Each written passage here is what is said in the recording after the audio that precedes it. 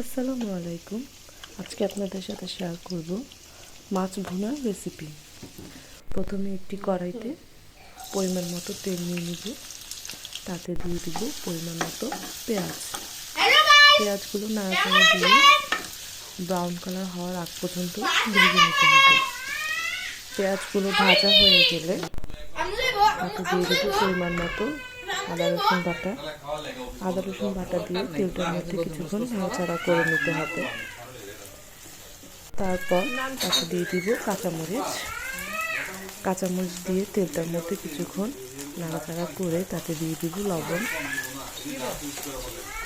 তারপর দিয়ে দিব পরিমাণ মতো মরিচ গুঁড়া, দিয়ে দিব হলুদ গুঁড়া,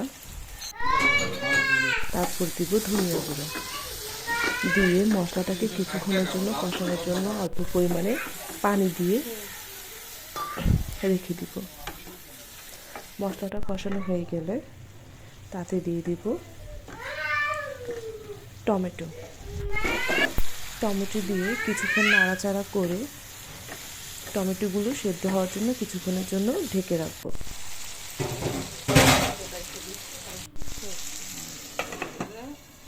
তারপর টমেটোগুলো সেদ্ধ হয়ে গেলে তাতে পরিমাণ মতো ঝোল দিয়ে কিছুক্ষণ নাড়াচাড়া করে ঝোলটা বলক আসলে তাতে একে একে মাছগুলো দিয়ে দিব।